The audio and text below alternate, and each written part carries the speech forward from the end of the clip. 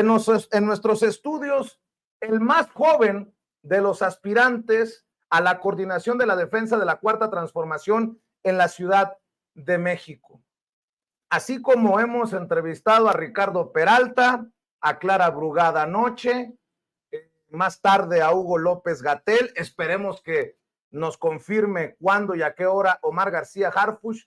Esta mañana, en vivo y en directo, nos visita Miguel Torruco Garza, diputado federal de Morena, me imagino que con licencia, no sé si todavía en funciones. ¿Cómo estás? Miguel Torruco, gracias por acompañarnos. Vicente, muchísimas gracias por esta invitación. Muy contento de estar aquí frente a todas y todos ustedes. Un abrazo muy cordial, le mando mucho cariño. Muy contento. Diputado todavía. Sí. O sea, no hay todavía licencia y estas cosas. No, Morena hasta el momento no solicitó que pidiéramos licencia. Si mis compañeros desearan que pidiera licencia en algún punto, claro que lo haría. Y obviamente mi trabajo no va a afectar con el trabajo legislativo. Ayer me sorprendió el anuncio de registro, Miguel, diputado, debo de admitirlo, porque confirma de alguna manera que no andábamos tan perdidos. Aquí en Sin Censura fuimos de los pocos medios que hablábamos de Miguel Torruco como posibilidad. Hace unas semanas publicábamos, por ejemplo, esta encuesta, mi querido David, debes de tenerla por ahí, esta encuesta en Sin Censura, después del anuncio que hizo Rosa Isela Rodríguez, la todavía secretaria de Seguridad y Protección Ciudadana, que decía la encuesta: con la decisión de la secretaria Rosa Isela Rodríguez de quedarse en el gabinete de Andrés Manuel López Obrador, ¿quién debe ser la candidata o el candidato de la coalición Juntos Haremos Historia para mantener la jefatura de gobierno de la Ciudad de México? Y colocábamos en nuestro sondeo, es nuestro sondeo, y ustedes deciden qué tanto peso tiene o no. Clara Brugada con el 12%, Martí Batres con el 28%. Ya sabemos que Martí Batres hoy es jefe de gobierno, luego de la renuncia de la hoy coordinadora nacional de la defensa de la Cuarta Transformación, la doctora Claudia Sheinbaum. Mario Delgado, quien dice que no va, que prefiere quedarse como presidente de Morena. Miguel Torruco Garza con el 52% y Omar García Harfuch con el 6%, con 118,000 votos en este sondeo de Sin Censura. Pero ya sé lo que van a decir muchos: oye, pero los sondeos de Sin Censura no es una casa encuestadora. Bueno, hubo casas encuestadoras que en su momento, por ahí de inicios de septiembre, publicaron esta otra que sí es encuesta.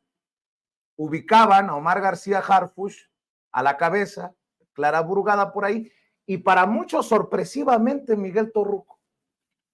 ¿Qué juego han tenido estas encuestas en la decisión, Miguel? Pues obviamente antes de tomar una decisión tan grande como estas, sí, en mi equipo nos medimos y vimos la realidad y vemos que hay una muy gran posibilidad y números que favorecen. Y obviamente si nos inscribimos fue para ganar. Con la venia de todos. Hay una decisión de no dividir ni de fragmentar, sino de sumar. Me imagino que hay un respeto con todos. Siento que se ha hablado. Para iniciar, yo como persona, como político, como ser humano y como fiel seguidor de Morena, participante de Morena y activista de mi querido partido, yo siempre he estado a favor de la unidad. Entonces, yo siempre seré un factor de unidad, de trabajo, y jamás seré aquella persona que divida o que dude siquiera del proceso del partido. Confío en mi partido, confío en los procesos. Ya vimos el gran proceso que fue con la doctora Claudia Sheinbaum Pardo. Ella llevaba mucho tiempo encabezando las encuestas, lo ganó de una manera legítima, y de igual forma será esto. Esto no acaba hasta que termina. El día 30 de octubre, me parece, será el último día para las encuestas y se determinará por parte de Morena quién es el aspirante en cuanto perdón, es que me tengo que quitar nomás esta cosita, sí, el aspirante a la coordinación, y de esta forma sabremos. Ahora, falta un mes, se va a crecer y se va a dar sorpresas. A ver, Miguel, ¿qué papel también jugará el ser hijo de? Yo sé que tú eres muy joven, que eres un diputado, que te vas abriendo camino por tu cuenta, en algún momento con el encargo del box, del presidente, pero bueno, muchos dirán, es el hijo de Miguel Torruco Márquez, el secretario de Turismo. Ya dirás tú, y lo sé porque los conozco a mucha honra. Sí, sí, sí. ¿Qué papel juega esto de la familia y de la dinastía? El núcleo familiar es lo más importante para mi vida y para la vida de la gran mayoría de los seres humanos. El haber tenido como padre a Miguel Torruco Márquez y a mi madre Gloria Garza de la Garza. Te mando un saludo, por cierto. Gloria, no me vaya a poner en la lista negra, no haberla mencionado. Fue un gran honor que me haya...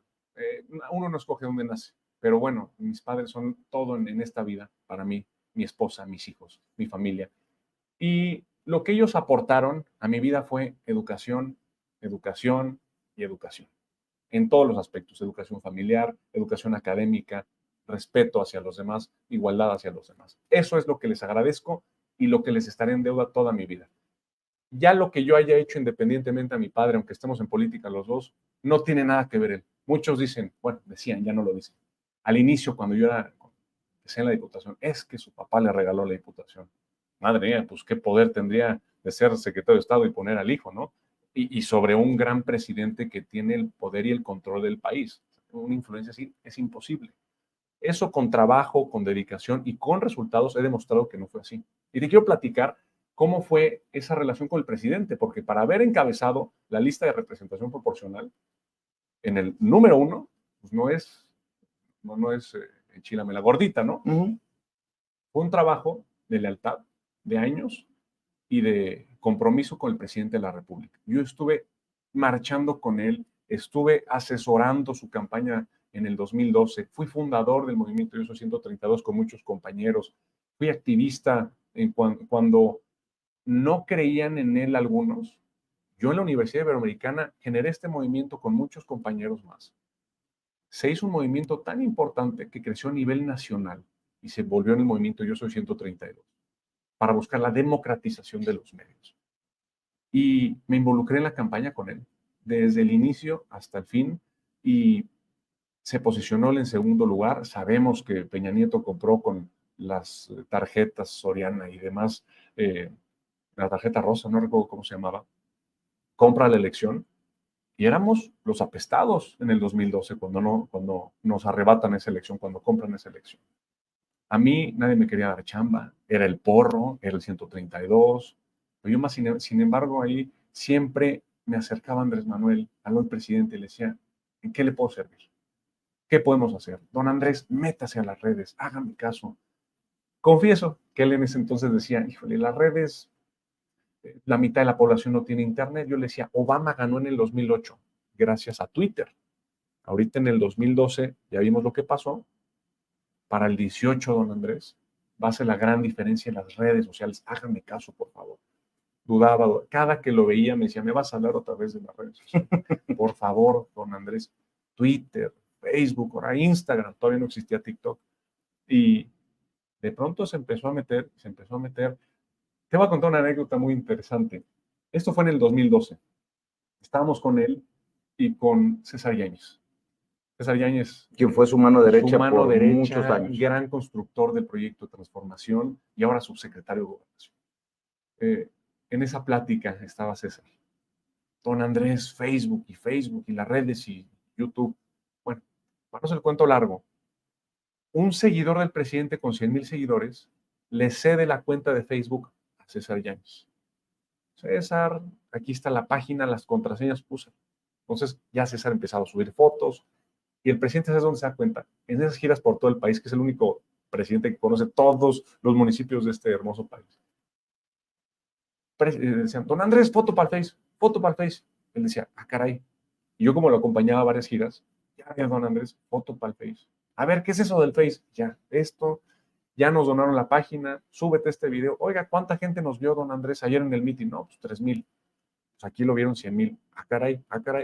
Y ahora es el influencer número 1 de Latinoamérica, Hispanoamérica. De Hispanoamérica, el de habla española más importante del mundo.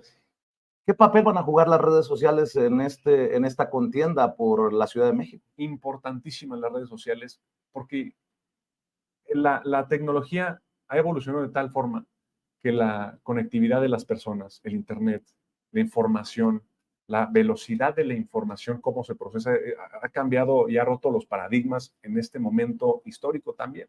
Van a jugar una parte fundamental porque pues, sucede algo y te enteras al minuto. Ahora, es una espada de doble filo porque también están las famosas fake news que les encantan a los panistas inventar. Lo importante aquí es tener un amplio criterio y no solamente creer una fuente, sino investigar de varias fuentes y tener ese criterio amplio, poder analizar y buscar la realidad. Van a jugar un papel fundamental porque pues, la gran mayoría de las personas ya tiene teléfonos inteligentes. Y en la Ciudad de México va a ser un factor importante porque podemos hablar de no tener conectividad, y lo digo con mucho respeto, en Oaxaca, en Chiapas, en Sonora, en algunas partes del norte, pero la Ciudad de México está hiperconectada. Así es, y otro dato muy importante también, la media poblacional de la Ciudad de México tiene 35 años. Y yo también tengo 35 años, entonces, si tenemos ya, te voy a dar un ejemplo, antes de que la doctora Claudia Sheinbaum Pardo ganara en la coordinación nacional, algunos decían, ¿hay posibilidad? ¿México está listo para una mujer presidenta? Y la respuesta era muy sencilla. Ya había una presidenta en el INE, presidenta de la Suprema Corte, una secretaria de Gobernación. Las mujeres ya están en la vida pública tomando las decisiones más importantes de este país. Entonces, claro que era momento, ya nos habíamos tardado. Entonces, la misma pregunta es, ¿la Ciudad de México está preparada para que un joven pueda gobernar? Y la respuesta es, si la media poblacional tiene la misma edad que el gobernante, pues puede haber más empatía. De igual forma, ya tenemos a una secretaria de Gobernación, es una dama, no voy a decir su edad, pero rondamos muy cerca por la misma edad. Secretaria de Gobernación, el segundo puesto político más importante de la vida pública en México. Tenemos a 2 secretarios de Estado rondando por la misma edad. Tenemos una secretaria general del CEN de mi querido partido Morena, Citlali Hernández, la senadora. Caray, ya los jóvenes estamos formando parte de este relevo generacional, tomando las decisiones más importantes. Qué bueno que usas ese concepto que ha acuñado el presidente, este relevo generacional. Sí. Esta es la confirmación de que es una realidad. El relevo generacional es lo que trae en mente Miguel Torruco Garza demostrar. Así es, pero el relevo generacional no se puede confundir por decir, soy joven y me toca, quítense porque voy. No, aquí los jóvenes tenemos que demostrar con aptitudes, con actitudes, con conocimiento y con resultados que podemos ganar ese lugar, que tenemos el derecho, pero sobre todo ganamos ese lugar no porque sea el momento solamente de la juventud, sino porque podemos trabajar y dar resultados para estar en ese lugar. Quienes están hoy en las grandes cúpulas del poder, en las grandes posiciones, también fueron jóvenes alguna vez y se ganaron su lugar a base de resultados. Es simplemente un relevo generacional que tiene que estar acompañado de la experiencia y la capacidad de los grandes sabios de nuestra patria, hombres y mujeres. ¿Cuántos años llevas, Miguel, como diputado? 2 años. 2 años. ¿Por qué Miguel? Pero más de 15 en activismo político. Sí, y además, en algún momento te vimos muy cercano al presidente con esto del box. Nos tienes que contar, sí, ¿no? Fue algo muy bonito, la verdad. El presidente Andrés Manuel López Obrador, yo toda mi vida, desde muy joven, me dediqué a ser empresario. Me encantan las redes sociales y me dediqué mucho tiempo a generar estrategia digital. Me iba muy bien, me sigue yendo bien. Pero siempre me interesó la política. Yo al mismo tiempo le decía al presidente esto sobre las redes sociales. Y yo tenía ya, pues, mi plan en el sector privado, en ser empresario. Gana el presidente. También en el 2018 entro a su campaña, asesoro la campaña, generamos un movimiento de millennials con AMLO, lo acompaño a giras y demás. Pero yo la verdad no veía mi momento en política. Decía, voy a esperar un momento más. En ese momento era licenciado por la Ibero en mi licenciatura en Mercadotecnia y tenía estudios en Harvard y en NYU en Nueva York de Mercadotecnia Digital. De pronto el presidente gana. Qué gran momento de verlo ahí en la Cámara de Diputados. Fue invitado en la parte de arriba y ver cuando la banda presidencial le toca el pecho, toma protesta. Fue un momento porque es un momento también de ideología, de lucha de años, que ya más adelante podemos entrar en el tema de ideología, pero verlo tomar protesta fue un momento muy bonito.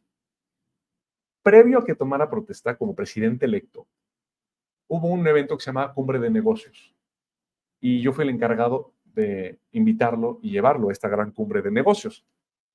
En el avión, íbamos en Interjet en ese momento, el presidente me dice, el presidente electo, Miguel, ¿y has pensado qué harías para el país en el 2018 al 24? Y yo, estar en mi rumbo empresarial, presidente. ¿Qué harías por el boxeo? Yo sé que te encanta el boxeo. ¿Qué harías por el boxeo? Bueno, presidente, si estuviera un cargo de deporte, ayudaría a los que menos tienen. Porque cuando uno es campeón del mundo, le llegan a borbotones los patrocinios, el dinero, la fama. Pero esos grandes campeones en algún momento, muchos de ellos no tenían ni para un par de guantes decentes.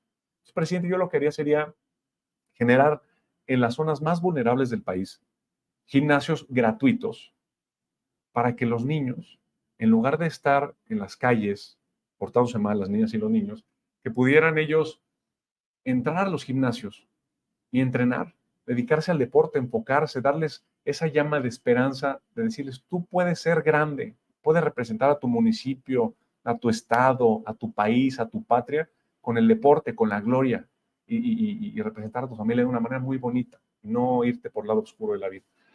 Y eso le gustó mucho al presidente, me dijo, Miguel, quiero que seas mi comisionado de boxeo. En el avión, tengo una foto que estoy con él en el avión, en ese momento, estaba de hecho Daniel Asaf en medio. El presidente, será el gran honor de mi vida. Te hablo la semana que entra. Dicho y hecho, la semana que entra, perdón, pasa el tiempo, me dice, ve planeando, ve generando un plan. Y me dice, llega el momento en el que ya es presidente electo, la banda, además, el día 7 de enero de 2019 me cita en Palacio Nacional. Platico con él en el despacho donde Benito Juárez, Francisco Ignacio Madero, los grandes de la historia tomaron las decisiones más importantes. Y me dice, Miguel, ya llegó tu momento, vas a ser mi comisionado nacional de boxeo. Y vas a tener tu oficina aquí abajito de la mía. Ponte las pilas y quiero resultados. Me impacté. En ese momento le dije, presidente, soy licenciado en mercadotecnia. El día de hoy, saliendo de aquí, iré a inscribirme al Instituto Nacional de Administración Pública para mi maestría en Administración Pública. Y voy a llevar las finanzas que usted me otorgue de una manera limpia, pulcra. ¿Y sabe qué, presidente? No pienso cobrar. Quiero demostrarle que como joven, con esa esencia de transformación, con ese ímpetu, con esa fuerza, puedo darle resultados sin cobrar. Y para poderle decir, soy un gran fanático de la historia, para poderle decir al presidente, como Riva Palacio, el general Riva Palacio le dijo algún día a Benito Juárez, a la patria se le sirve, no se le cobra. Y yo quería esa narrativa en mi vida. En ese entonces no tenía hijos. Hoy tengo la gran bendición de tener dos chiquitos, una niña y un niño. Y tenía mi empresa de mercadotecnia digital. Entonces podía vivir tranquilo. Presidente, no voy a cobrar. En ese momento salgo. En efecto, sí voy con mi señor padre a compartirle la noticia. Y me dice, pues, es tu camino. Dale para adelante, pero prepárate. Le dije, de hecho, aquí tengo ya mi papel que me aceptaron para la maestría de Administración Pública, entonces te tengo estas dos noticias. Pues, ahora sí que juegue, ¿no? Como se dice en fútbol. Sí. Comencé a la siguiente semana en el despacho ahí en Palacio Nacional, y despachar en Palacio Nacional ha sido una de las oportunidades más bonitas de mi vida. Tenía esa oficina, ponía mi incienso, que me encanta, ponía Frédéric Chopin, las puertas abiertas, y todos los secretarios para pasar a ver al presidente pasaban por mi oficina. Miguel, ¿cómo estás, Miguel? Tuve la gran oportunidad de relacionarme con la gran mayoría de los secretarios. Para no hacer el cuento más largo, y fuéramos solamente 5 personas. En otras comisiones, en otros... las otras dependencias. No, ahí mismo, porque éramos el comisionado de fútbol, de boxeo, que era yo, comisionado de béisbol y comisionado de caminata. El comisionado de béisbol tenía 70. Yo tenía solamente 5. Y ahí dije, tengo que dar los resultados. Es la gran oportunidad de demostrarle a mi patria, a mi presidente, que era mi jefe directo, de que puedo y que los jóvenes pueden. ¿Y qué resultados le dice? 69 gimnasios en todo el país, más de 3,000 niños que pudieron practicar boxeo, becados también, los niños, porque el presupuesto que se tenía, aparte se generó de tal forma que fuera lo más transparente posible. Que la Secretaría de Educación Pública diera el recurso a los diferentes estados y ese estado se lo diera a los municipios. O sea, no, yo no como yo no era en ese entonces un servidor público porque era honorífico, yo solamente generaba las gestiones, iba con los gobernadores, gobernador, este proyecto del presidente necesita tantos gimnasios, y como no había tanto recurso, el presidente me dijo, ¿cómo le hiciste para hacer 59 gimnasios, 69 gimnasios? Dije, con la austeridad republicana, presidente. Sin corrupción, transparencia, y aparte iba con los gobernadores, ¿quieres un gimnasio del presidente de la CONAVOX? Ayúdame con el desarrollo, necesito un espacio de tantos metros por tantos metros, que el piso sea de tales dimensiones, baños decentes, etcétera, etcétera, casilleros, y ahí yo llegaba, a través del recurso de la Secretaría de Educación Pública, se ponían los gimnasios, se les pagaban los entrenadores, y a los chamacos y a las chamacas, y era una ilusión tan bonita ir a inaugurar esos gimnasios y ver a los niños, ¿cómo te digo? La ilusión de ver unos guantes. Son mis guantes, me decían, son tus guantes. Sí, se van a quedar aquí en el gimnasio, pero son tus guantes, tienen tu nombre. Y eso te puede llevar, Miguel, a ser jefe de gobierno, primero coordinador de la defensa de la Cuarta Transformación y después a gobernar la ciudad. Es que esa fue una etapa solamente. Pero esa es la visión que tú le puedes aportar. Es muy distinta la gran ciudad y los requisitos que necesita la ciudad a haber llevado solamente esto. De ahí tuve la gran oportunidad de ser diputado federal. Y ya con mi maestría en administración pública, y por cierto, ahorita estoy a punto de acabar mi doctorado, que ya estoy hasta acá, porque entre el trabajo legislativo, el doctorado en administración pública, ahora los recorridos. Y los recorridos, es difícil, pero pues es dormir menos, no pasa nada, pero la emoción está. Entonces, el conocimiento académico lo tengo. Ahora muchos dirán, ¿qué experiencia tienes?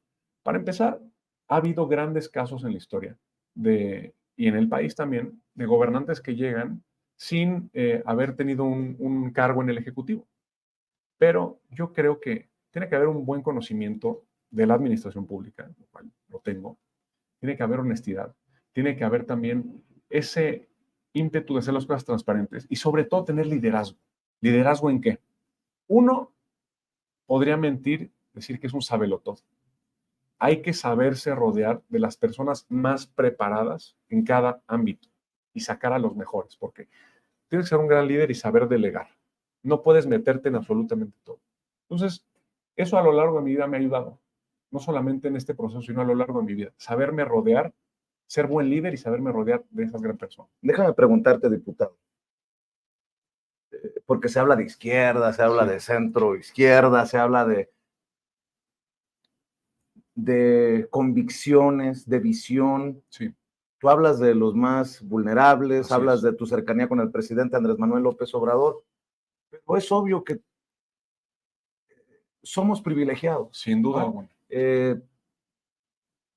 ¿Cómo funciona esto de tener la sensibilidad para apostar por primero los pobres cuando la vida ha sido muy generosa contigo? Es una extraordinaria pregunta. Mucha gente me dice, ¿qué haces ahí? ¿Qué haces ahí?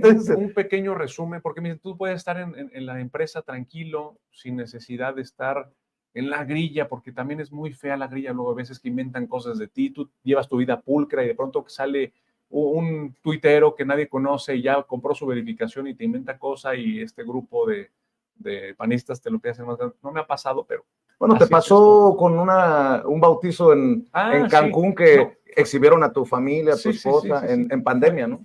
Eso fue en pandemia, exactamente. Fue el baby shower anunciando que mi esposa, Chantal, que la amo y le mando un abrazo, está embarazada. Le mando un beso. ¿Qué pasó? Estábamos mis hermanos, somos muy unidos mis hermanos. Estábamos mis cuñados, mis dos cuñados, mis dos hermanas, mi esposa y yo, nos quedamos en la pandemia juntos. ¿Qué pasó? Decidimos hacer el baby shower con mis hermanas, mis cuñados y con el famoso Zoom. Arreglamos, pusimos globos y demás. Y pusimos la pantalla, habían 40 invitados, vía virtual, y festejamos en ese momento que mi esposa está embarazada. Digo, en un momento tan triste en el mundo, tantita luz no le hace tristeza a nadie. No violamos la cercanía con la gente, no se hizo una fiesta. Y los medios, Reforma, me puso en primera plana diciendo que había hecho un baby shower en plena pandemia de 80 personas y demás. Sí recuerdo eso y yo recuerdo haber pensado, como conozco a tu papá desde hace años, dije yo, qué ganas de acuchillar, ¿no? Sentido común, que eso es algo que también requiere un gran líder, sentido común. Entonces, por sentido común, simplemente por respeto a la gente que está en otra situación y que está muriendo o que está enferma o que está en los hospitales o que está conectada, pues no haces algo, una fiesta real. Pero si quieres festejar con tu familia, mi esposa tiene redes sociales muy importantes. Lo puso en sus redes, estoy muy contenta, les comparto que voy a ser mamá. Un momento muy bonito. ¿Y qué pasó en la prensa? Uy, haz de cuenta que ni siquiera sacan en primera plana a los que roban contratos, los que hacen a los pura corruptos. cochina, a los corruptos. Entonces, pues sí, ese es mi negativo por haber hecho un baby shower con mis hermanas y mis cuñados y haber tenido uno, pues prefiero que me acusen de eso a que me acusen de haber robado o demás. En cuanto a la ideología, te quería platicar. Esto es importante, porque se puede ser de izquierda, claro, por supuesto. a pesar de que la vida es generosa con uno, Sin porque duda, existe la idea de que, es fifí, de familia acomodada, y qué me va a entender a mí y estas cosas, ¿no? Y esto es importante. Mira, te quiero dar un pequeño background de lo que es mi familia, de dónde vengo. Tengo la gran fortuna de ser el nieto de Marilena Márquez, actriz de la época dorada del cine mexicano. Y mi abuelo Miguel Torruco Castellanos murió de 39 años y también hizo películas. Mi abuela ganó la Bienal de Venecia, películas con Armendáriz, Jorge Negrete, Pedro Infante, Cantinflas, Silvia Pinal, María Félix, Doña Bárbara. Ganó la Bienal de Venecia como la mejor actriz, la única mexicana latinoamericana que ha ganado la Bienal de Venecia. Y por la parte de mi madre, abuelos ganaderos. Entonces, afortunadamente, mi abuelo Felipe Garza Guerra, incluso en su juventud, ayudó a Pancho Villa en la División del Norte. ¿Sí? Lo ayudó a cruzar el desierto. No, unas anécdotas muy bonitas. Posteriormente, mi abuelo era gran amigo de Lázaro Cárdenas del Tata. Mi abuela María, siempre gran señorona, de esas pues de las de rancho de antes, ya sabes, Doña María. Mi padre, gran empresario, tuvo una universidad, le fue bastante bien, afortunadamente. Mi madre se dedicó a administrar toda la universidad, a administrar también la casa, entonces tomaba este rol de administrador en general. Y mis padres se dedicaron más que nada a mi educación. Se los agradezco desde el fondo de mi corazón toda la vida. Y entonces, muchos dirán, es que tú nunca has sufrido, Miguel, tú nunca has pasado hambre, tú nunca has pasado lo que es una realidad en todo el país, no solamente en la ciudad, porque la ciudad es tan diversa que puedes tener desde un Polanco hasta allá en Milpa Alta, Los Ejidos. Entonces, ¿qué hago yo? Pues tengo un sentido común y un sentido social. Sí se puede ser de izquierda. ¿Por qué? Porque ser de izquierda es la ideología. ¿Cuál es la ideología? Pensar en la colectividad, pensar en todas y todos. Yo desde niño decía, ¿por qué ese niño de allá no tiene la misma oportunidad que yo? No sé, iba en el coche, veía un niño vendiendo chicles. Y desde chamaquito yo sí decía, mamá, ¿por qué él no está en una escuela? ¿Por qué él está vendiendo chicles y por qué yo estoy aquí? Y me explicaban que me tocó nacer en una familia, pues, con oportunidades. Y desde niño yo veía viendo que teníamos diferentes oportunidades.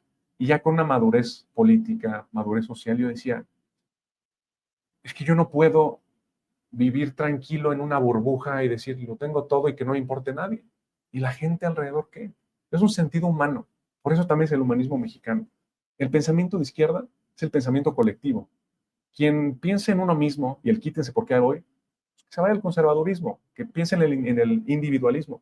Yo pienso en la colectividad, en poder darle, aprovechar las grandes oportunidades que me ha brindado la vida. He estudiado en 5 países distintos, hablo 3 idiomas, tengo una visión amplia, porque he podido vivir en Italia, en Nueva York. Bueno, en Italia viví en Florencia, en Milán, viví en Nueva York, estudié inglés en Nueva Zelanda, en Canadá, y toda esa riqueza de ver una riqueza cultural, de ver un mundo distinto y decir, México puede salir adelante. Y te voy a dejar el ejemplo de los trenes.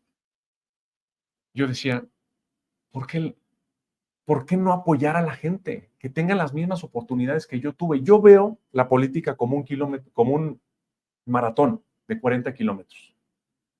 Obviamente, la meta son los 40 kilómetros. Y hay personas que nos tocó nacer en el kilómetro 20, hay personas que les tocó nacer en el kilómetro 0, hay personas, esto es una analogía política y de la vida, y hay personas que les tocó nacer incluso en el kilómetro 35 o en el 40. Yo considero que a mí me tocó nacer en el kilómetro 20. Yo no puedo correr ese maratón sin voltear atrás y sin voltear a ver a esas personas que quizá analógicamente no tienen hidratación para poder correr esos 40 kilómetros o unos zapatos para poder correr. Entonces, mi obligación de haber nacido en el kilómetro 20 es decir, hay que regresar al kilómetro 0, apoyar a todas y a todos. Es una analogía, repito, por los que se acaban de conectar. Y decirles, aquí hay un par de zapatos extra. Vamos todos, vamos a llegar todos juntos. ¿Para qué llega el primero, segundo y tercero? Sí, serán recordados ser el primero, el segundo y el tercero. La idea es que todos acabemos el maratón y todos lleguemos a esa grandeza. Así es mi visión en general. Hablaste de trenes y veo que el tema te apasiona, ¿no? Muchísimo. Y me imagino que también puedes decirle a esa oposición que critica el Tren Maya que México necesita regresar a los trenes de pasajeros. El presidente se ha comprometido con ese tema. Hemos platicado en diferentes ocasiones de esto. Ojalá que algún día también haya un tren, una pierna o un brazo del tren, el Chepe, hacia Álamos, Sonora, en donde tienes tu casa.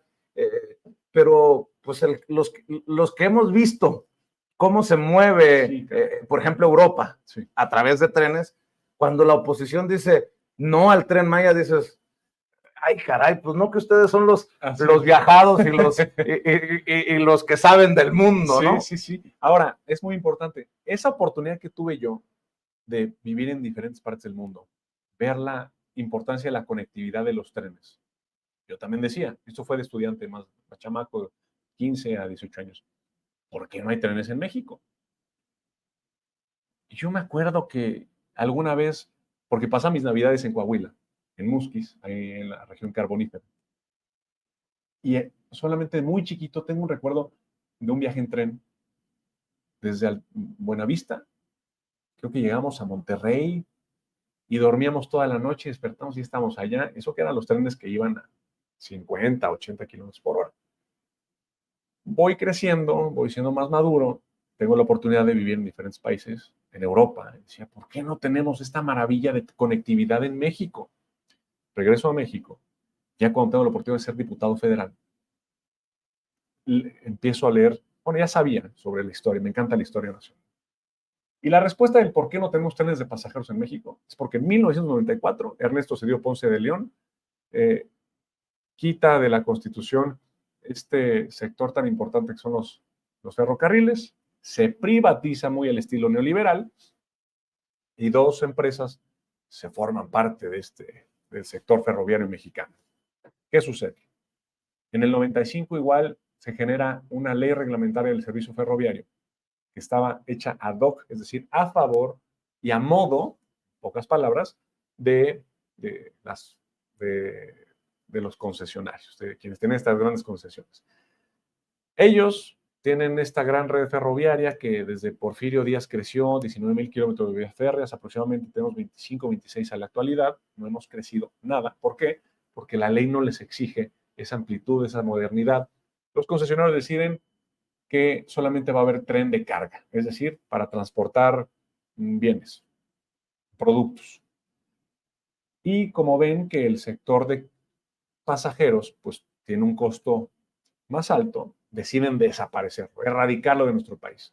Y se quedan con este duopolio de carga y quitan el de pasajeros.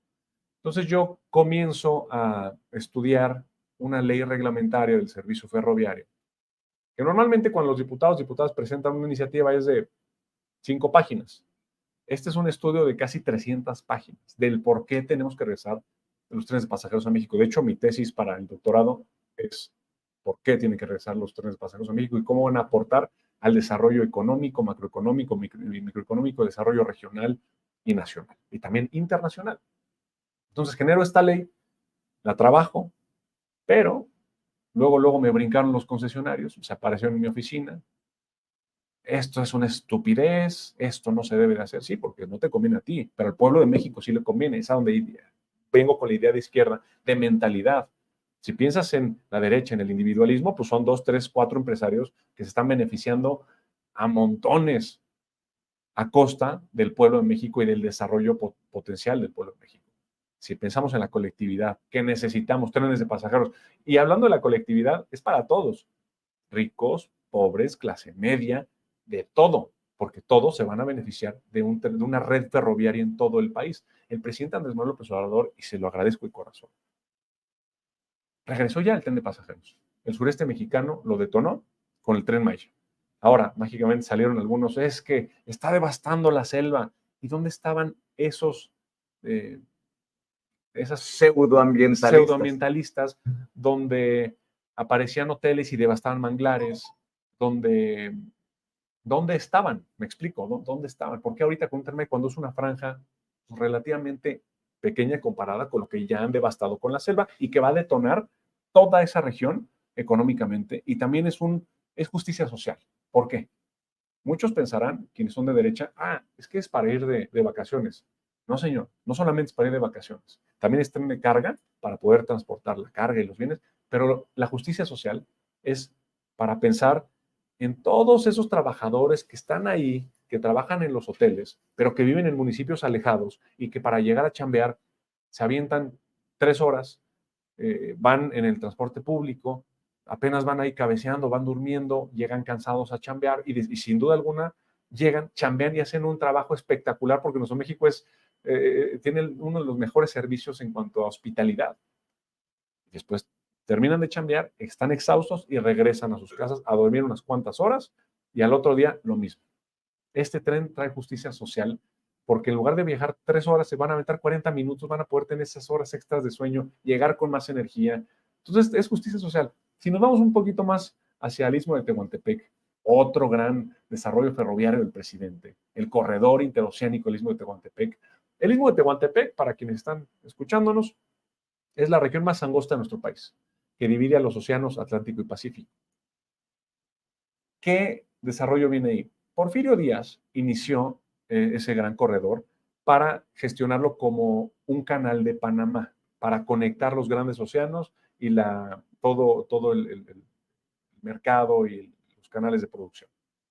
Viene la Revolución Mexicana, se cancela el Istmo de Tehuantepec y tuvieron que pasar 100 años para que un presidente nacionalista, patriota, soberanista, pensara en México, en el sureste que está tan olvidado, en la colectividad una vez más, desarrollar este gran Istmo de Tehuantepec, el gran corredor interoceánico, en que consta una gran línea ferroviaria y también carretera para transportar toda la carga y pasajeros que requiera de esa zona y que se puedan mandar al este, a la costa este de los Estados Unidos y posteriormente a la costa oeste. Si llegara a pasar la ruta de la seda por nuestro Istmo de Tehuantepec, ahí te encargo el desarrollo y cómo se va a detonar la economía. Toda esa zona está, ahí se están instalando, aprovechando todas las turbulencias geopolíticas que están entre China, Estados Unidos, la guerra en Ucrania, las grandes empresas, los grandes productores se están instalando en el Istmo de Tehuantepec para, como ya va a estar este desarrollo gubernamental, puedan enviar sus productos al este de los Estados Unidos, que Estados Unidos es uno de los mercados de más consumo. Déjame regresar a la contienda. Sí, sí, sí. Sí, nos aventamos. Sí, no, pero está sabroso, sí, sí, sí. Porque eso es también la Ciudad de México. Sí, claro. Es un arcoíris, es un rompecabezas, estamos de todos lados. Yo soy sonorense, lo mismo me encuentro con un poblano que con un veracruzano. Y mi sueño, perdón que te interrumpa nada de volar, mi sueño es interconectar una vez más a la Ciudad de México con el puerto de Veracruz, con Acapulco, con Guerrero, con el gran puerto de Guerrero, el gran puerto de Acapulco, con Jalisco, con Aguascalientes. Eso sería, no estoy hablando de propuestas, pero ese sería mi gran sueño. Interconectar la Ciudad de México de una manera ferroviaria, reactivar una gran estación ferroviaria, sería mi gran sueño. ¿Por qué Miguel? Y no Mar, y no Clara. ¿Qué te pueden criticar, Miguel? ¿O cuál es tu fuerte? Porque van a decir, eres muy joven, no has gobernado. Sí. Ayer entrevistaba a Clara Brugada y le preguntaba lo mismo. A ella pues obviamente le critican el tema de Juanito y bueno, sí. hay siempre claroscuros a la hora de gobernar. A Omar García Harfuch trae muchas cosas ahí que hay que conversar cuando nos permita la entrevista. Hoy creo que entrevistamos a Hugo López-Gatell. ¿Tú por qué? A esta gente que nos está viendo, ¿por qué le dices yo? Sí, sí, sí. Miguel. Fíjense que nada, me gustaría también hablarte de mis compañeros, porque yo sí los veo compañeros. Qué bueno que haya grandes perfiles para la Ciudad de México, porque lo importante, lo más importante es ganar la Ciudad de México. Eso más allá de todo. Recuperar lo que se perdió en el 2021. Recuperar lo que se perdió, ganar la Ciudad de México y demostrarle a esos nuevos electores que podemos gobernar y que podemos solucionar los problemas cotidianos de la gente. Omar, con la doctora Claudia Sheinbaum Pardo, dio un extraordinario papel en cuanto a seguridad, porque redujo el índice delictivo alrededor de un 56%. Clara Brugada, gran alcaldesa de Iztapalapa, 9 años en la alcaldía, generó estas utopías tan bonitas, dándole la oportunidad a la colectividad de invitar a la gente a que pueda tener una realidad más amplia en cuanto a cultura, música, espectacular. Hugo López-Gatell, bueno, se aventó un tirototote con la pandemia, es fácil criticar, pero estando en esa posición, pues las decisiones nunca son fáciles, ¿no? Nunca son fáciles. Y mira, tengo que reconocer ahí que cuando estuve cuando generé la clase de boxeo más grande del mundo, hablé con Hugo López-Gatell y no sabíamos lo fuerte que iba a ser la pandemia. Y justo un día antes que la OMS dijera que era una pandemia, no recuerdo bien, yo tenía ya planeado con Clara Brugada la clase de boxeo más grande del mundo. Yo era comisionado nacional de boxeo, era en el Zócalo. Adultos mayores, niñas, niños, iban a ir ahí. Era espacio abierto, pero no sabíamos. Hugo, ¿cómo ves? Mañana es. Ella empezaron todas las mañaneras. Todavía no, ya me acordé, todavía no era el famoso encerrón, el quédate en casa. Y me dijo, pues yo creo que podríamos posponer. Pero quien tomaba la decisión final era yo. Y le dije, ¿sabes qué? Déjame pensar y te marco al ratito. Me senté, me quedé pensando y dije, a ver, para empezar, y ahí entra el sentido común. Se cancela la Champions League, la Fórmula 1 se cancela, Disneylandia cierra, y México pone la clase de boxeo más grande del mundo. No, no es lo correcto. Hugo, ¿sabes que ya tomé la decisión? En efecto, la cancelo, ya hablé con Clara, Clara iba a traer a toda la gente de Iztapalapa, la cancelamos, esto fue en conjunto, mira qué coincidencia, Hugo, Clara y yo, cancelemos, pospongamos, te pido un favor, mañana en la mañanera di que se pospone porque hay mucha gente ilusionada. Y Hugo al siguiente dice, hable con Miguel Torruco y se pospone la clase de boxeo. Era cuando nadie sabía qué iba a pasar. Tomamos la decisión correcta, en colectividad y en conjunto. Entonces, somos buenos compañeros todas y todos. Ya las encuestas decidirán quién es la mejor opción para la Ciudad de México, pero respondiendo a tu pregunta de por qué Miguel Torruco, porque me considero un hombre preparado, honesto, listo para enfrentar cualquier problema y sobre todo porque sé solucionar, sé resolver las cosas. Como vengo de la escuela también de la iniciativa privada, yo estoy muy en contra de la burocracia. Para mí la burocracia es un sinónimo de corrupción. Yo me gusta ser ágil, me gusta tomar decisiones, planear bien y resolver. Hay grandes problemáticas en la ciudad, como la movilidad. Todo el mundo pasamos horas sentados en el automóvil. Hay soluciones. Tuve la oportunidad de ir a Shenzhen, que es una de las ciudades inteligentes más grandes del mundo, donde existe una solución de una conectividad, de resolver simplemente los temas de los semáforos, conectar todo, te detecta cuántos automóviles van. Es implementar tecnologías, implementar innovación. No son propuestas, es lo que vi allá. Seguridad. Como el padre de transporte familia, público tendría que ser algo por central, supuesto, ¿no? mira, lo que la doctora Claudia Sheinbaum hizo. Sí, porque ahí influye todo, pero influye el tráfico, pero también tienes que desarrollarlo con un transporte público digno, de calidad, que la gente pueda ir segura y tranquila. La doctora Claudia Sheinbaum desarrolló algo que bueno, se lo aplaudo y hay que darle continuidad a eso. Justamente ahí en Iztapalapa generó un segundo piso con el presidente en el periférico de transporte público y eléctrico. La doctora, como es gran ambientalista, pensó en esas energías renovables. Entonces, un segundo piso de trolebús elevado. Hay que extenderlo por toda la ciudad, hacer un gran análisis y extenderlo. Eso es lo que se debería hacer. Los teleféricos urbanos, pues bueno, en Bolivia puedes ver que que Bolivia se mueve por teleféricos. Se están construyendo más. Hay que continuar con ese gran proyecto de colectividad para darle esa conectividad a esa gente que requiere de poder llegar a su trabajo más temprano, poder dormir más horas, llegar a su trabajo a tiempo, poder descansar más, tener seguridad. Miguel, ¿qué te pueden criticar? Yo te lo pregunto así. Sí. O sea, te conozco, hemos conversado, pero una cosa es eso y otra cosa es hablarle a la audiencia. Tú puedes mirar a los ojos a los simpatizantes de la 4T, a los obradoristas y decir, hey, a mí búsquenme, rásquenle, yo soy firme en no robar, no mentir y no traicionar al pueblo. Así es. Afortunadamente, de donde vengo, con la educación que tengo, pues no estoy en el proyecto de nación por necesidad, sino por convicción. Estoy por decisión propia, porque sé que puedo ayudar y sé que puedo aportar y sé que puedo sumar.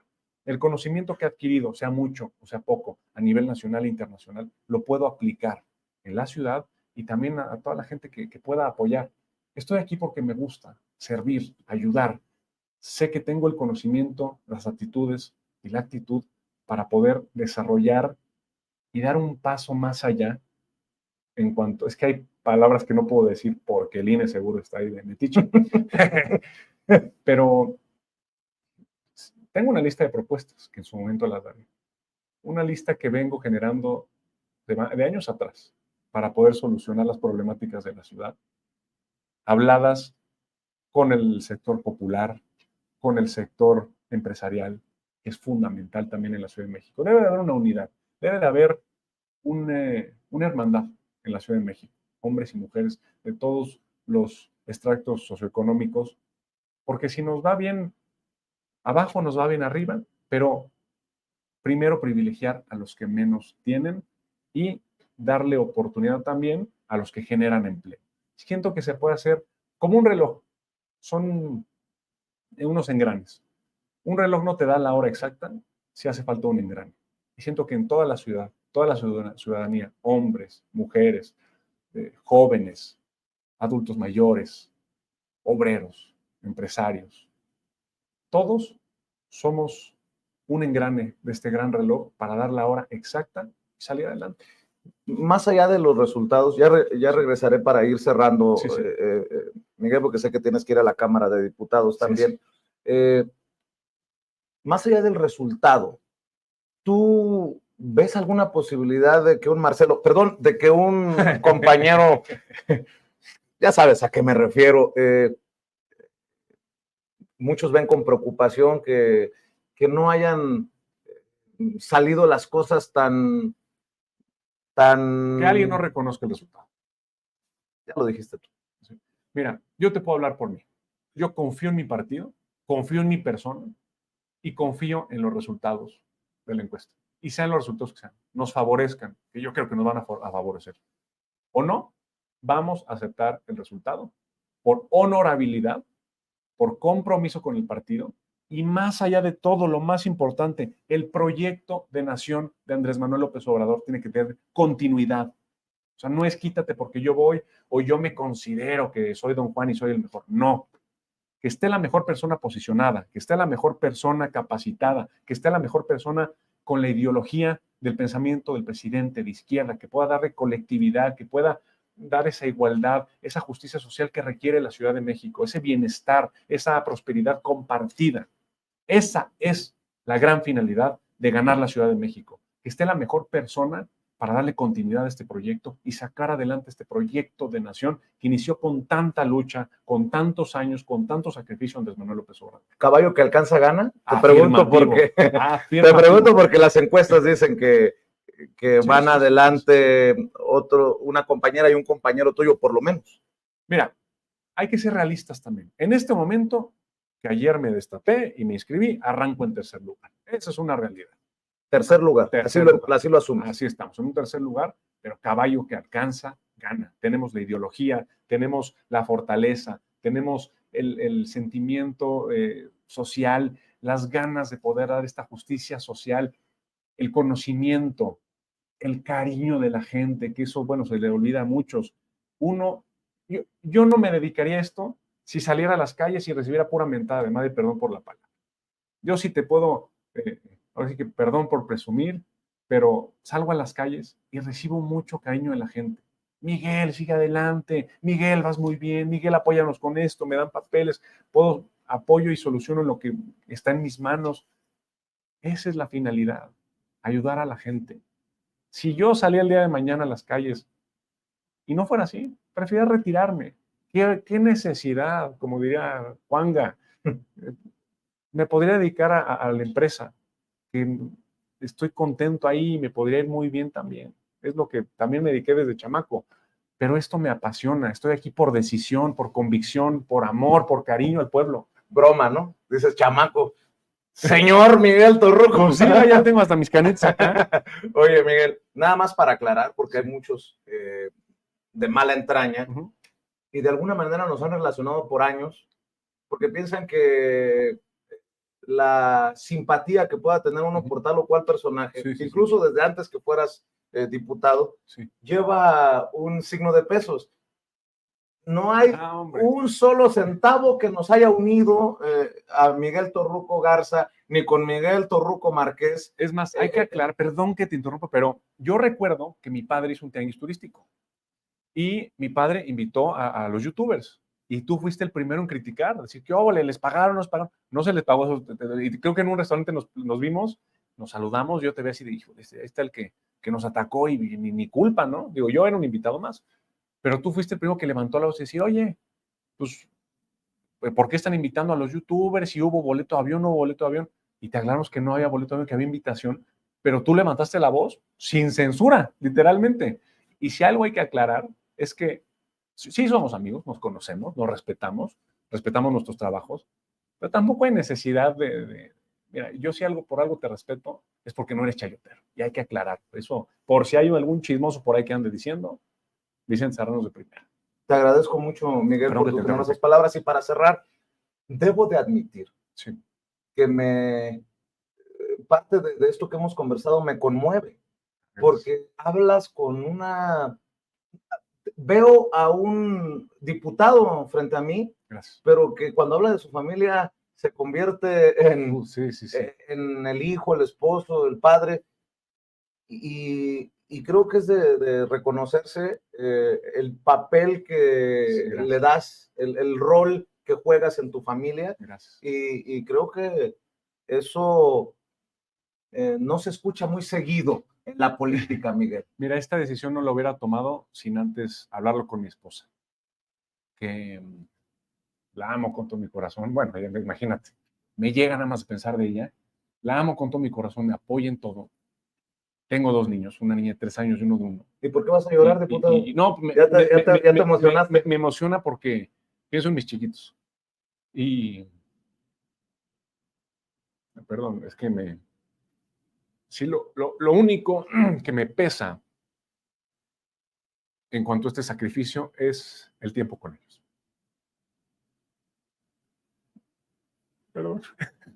Perdón, pero no soy de quebrarme, pero la familia lo es todo. Y lo hablé con mi esposa y estamos conscientes de que si se llega a dar esta oportunidad, habría menos tiempo familiar, pero es un sacrificio que estamos dispuestos a tomar por el bienestar de la Ciudad de México. Te agradezco por tu generosidad. Gracias. No es común ver estas cosas. Y digan lo que digan, me vale. Amo a mi familia. Digan lo que digan. Que si me quiebro o no me quiebro. Soy muy transparente, así me conoces, así soy, así siempre seré. Un cargo no me hace ni me deshace. Yo soy Miguel Torruco Garza, he construido mi vida a base de honestidad, trabajo, resultados. Si estoy en esto para ayudar al pueblo de México, a la ciudad, estaré. Si no, no se me cierra el mundo. Miguel Torruco, gracias. Gracias a ti por la generosidad, por venir, y éxito, que sea lo mejor para la ciudad y para México, porque estoy seguro que si en algún momento los resultados de la encuesta no te dieran, vas a seguir en tus trincheras siendo protagonista. Me apasiona mucho, y yo te digo una cosa, aquí enfrente de todos. Si no es en el proyecto del presidente Andrés Manuel López Obrador, me retiro de la política, no tengo necesidad. Mi convicción está con el proyecto Nación de Andrés Manuel López Obrador, ahora con el proyecto de la doctora Claudia Sheinbaum Pardo, para darle continuidad a este gran proyecto de nación tan histórico de transformación, de una prosperidad compartida en todo nuestro país y un desarrollo de la patria. Si no es en el proyecto de nación, me retiro de la política.